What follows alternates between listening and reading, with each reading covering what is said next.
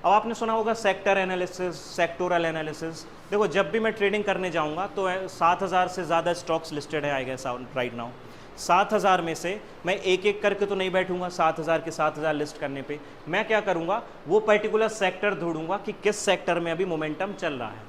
Friday की आप closing देखोगे तो एल्कोहल सेक्टर, ठीक है, एल्कोहल सेक्टर ऐसा था, एल्कोहल एंड बेवरेजेस, जिसमें अच्छा मोमेंटम था। आपने डिफेंस सेक्टर के स्टॉक्स में बहुत मोमेंटम देखा, हमने रेलवे में देखा, एक टाइम पे पीएसयू बैंक्स थे उनमें मोमेंटम देखा।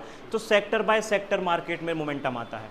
ऐसा नहीं है कि आपने कोई भी स्टॉक उठाया यहाँ से और आप सीधा ट्रेडिंग करने चले गए, ये नहीं होता भाई। You have to find out the sector कि अभी आने वाले टाइम पे किस पर्टिकुलर सेक्टर में मोमेंटम आ सकता है। ऑटो सेक्टर है, फार्मा है, जो भी मतलब पर्टिकुलर स्टॉक्स के, जैसे ऑटो है, फार्मा है, रियलिटी है, बहुत सारे हैं। आपको सेक्टर ढूंढना पड़ेगा, राइट, कि किस सेक्टर में मोमेंटम आ सकता है, तब आप जाके उसमें ट्रेड करोगे। Then will study the valid and valid top bottom, जिसको हम फेक ब्रेकआउट भी बोलते हैं। कई बार ये होता है कि भाई मैंने तो यहाँ बाई किया था, वहीं से नीचे आ गया, और जहाँ सेल किया वहीं से ऊपर चला गया।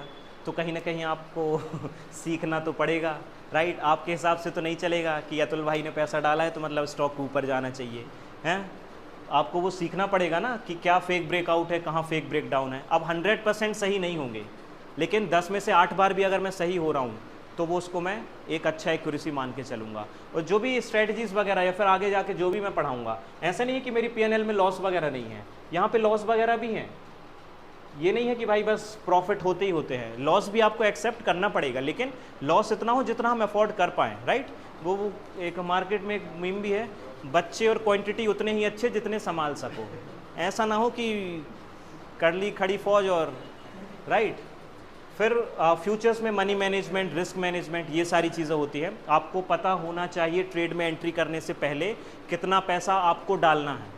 मान लो मेरे पास है 1 लाख, मैंने एक ही स्टॉक में 1 लाख डाल दिया, वो प्रॉपर कैपिटल एलोकेशन नहीं माना जाएगा, ठीक है। आपका एक सिस्टमेटिक कैपिटल एलोकेशन होना चाहिए कि इस पर्टिकुलर सेक्टर के इस स्टॉक में मैं इतना कैपिटल डालूंगा, उसकी आपको रिस्क पता होनी चाहिए, ठीक है। मार्केट में थोड़ा डिफेंसिव तरीके से चलने का काम मैं ज़्यादा करता हूँ। मैं प्रॉफिट से पहले ये देखूंगा कि मेरा लॉस कितना हो सकता है, ठीक है। अगर मैं लॉस को बचा के रखूंगा भाई तो कल मैं फिर मार्केट में आ पाऊंगा, राइट।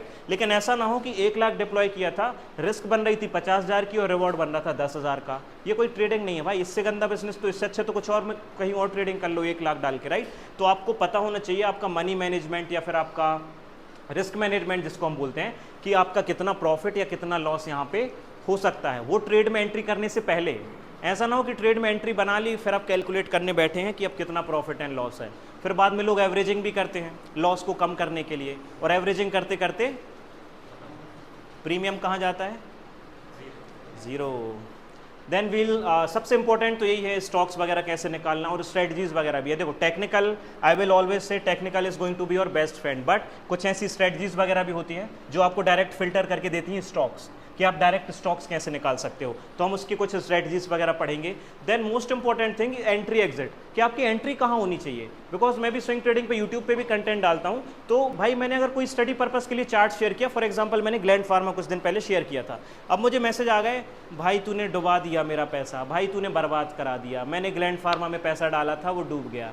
अरे भाई देख तो लो कि एंट्री कहाँ करनी है, बस नाम लिया और हो गए चालू कि भाई ग्लैंड फार्मा, हाँ वीडियो एग्जिट, सीधा पोजीशन पंच कर दी। आपको पता तो होना चाहिए ना, क्योंकि मेरा काम क्या है यहाँ पे गाइडेंस देना। यूट्यूब पे मैं अपना स्टडी शेयर कर रहा हूँ, अब आपका काम क्या है, आप चार्ट ओपन करो, आप एनालिसिस करो, आप अपने हिसाब से risk management, money management, capital allocation पूरा फॉलो करके फिर आप ट्रेड पंच करो। आपको कोई भी, अरे भाई मोदी जी ने भी और अमित शाह ने भी बोल दिया था एग्जिट पोल्स के पहले कि बाय करके रख लो। जब उनकी भविष्यवाणी सही नहीं हो पाई तो हम क्या चीज़ हैं भाई। उस दिन आई डोंट थिंक सो कि कोई ऐसा ट्रेडर ना रहा हो जिसने लॉस ना किया हो। कुछ इंस्टीट्यूट में हमारे FIR वगैरह भी हुई थी जबलपुर के, कुछ न्यूज़ आई थी, चलो हटाओ, किसी का क्या इतना बुरा सोचना। होता क्या है ना कि जब किसी का लॉस हो जाता है, देखो रिस्क मैनेजमेंट फॉलो किए बिना, और ऑप्शन से एक ऐसी चीज़ है ना जहाँ पे ऑप्शन सेलिंग में आपका रिस्क मैनेजमेंट ऑटोमेटिकली हो जाता है, स्विंग ट्रेडिंग में ऑटोमेटिकली हो जाता है। एक स्टॉक दिन में कितना गिरेगा, 5%, 10%, 20%, 100% तो गिरेगा नहीं। प्रीमियम क्या होता है भाई, डायरेक्ट ज़ीरो हो जाता है।